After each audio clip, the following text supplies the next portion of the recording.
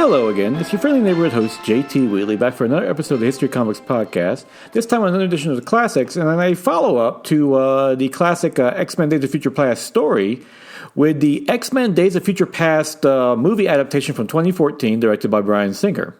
This is probably the best of the X-Men movies adapted, at least for that one. And it's no surprise that the two best, the other one being X2, are adapted from actual original stories. And I'll get to X2 later on, but we're going to focus on Days of Future Past right now. Of course, this is the follow-up to the other really excellent film, X-Men First Class, in which they showed the younger X-Men, younger Charger Savior, Magneto, Beast, and so forth, and they merged them with the older actors. And as you know, the same plot where the older generation of X-Men goes back in time to stop an assassination from happening, with the hopes of preventing a Sentinel army rising up and pretty much destroying the world.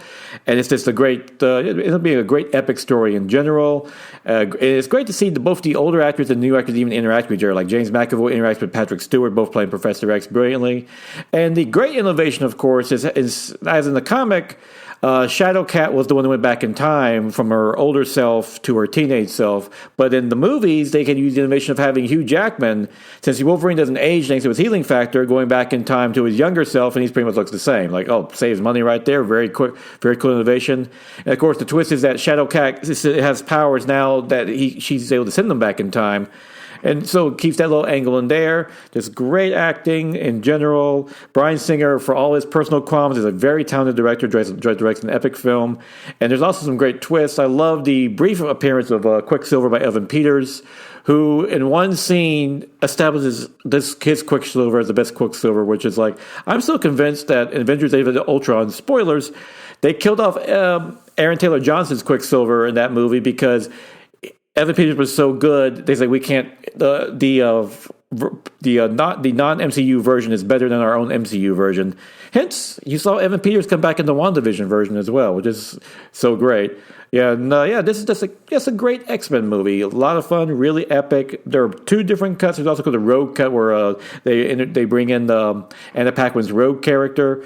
And it works just as well. Great watch. So, you want to see one of the best adaptations of a comic book to screen? Check out X-Men Days of Future Past, because that is a true classic.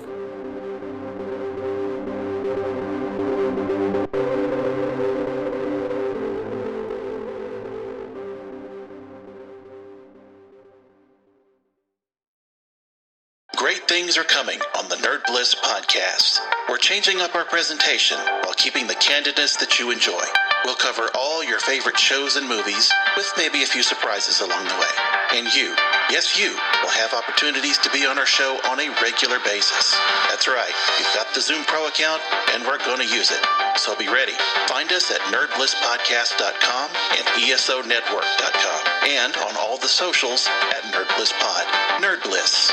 Listen up. And now is November 9th, 2023. Time for the favorite comic of the week. Birds of Prey, number 3, by Kelly S. Thompson and Leonardo Romero, which sees Black Canary's new Birds of Prey team finally making it to Themyscira to rescue her sister Sin, only for the things naturally not to go completely as planned, as they run into, the most famous Amazon in all of DC. We all know who it is, and things go from there.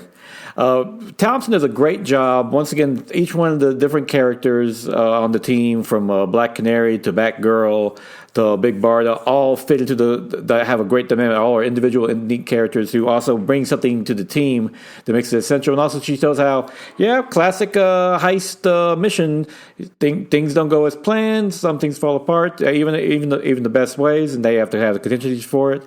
And it's mixed in perfectly with Romero's gorgeous art, has this great cartoony style, including a great action-packed fight between two heroes at the back half of the book. Not going to give it away, but let's say Black Canary calls in some favors to help this mission go off without a hitch. And all in all, this is one of the most fun books DC's putting out right now. Thompson does a great job in general. And definitely check out this read. And with that, we will conclude with this episode of The Classics. Join me again next week for another edition. And until then, go out and enjoy yourself a good comic book. And if you like watching a good movie, check out X-Men Days of Future Past, because that is a true classic.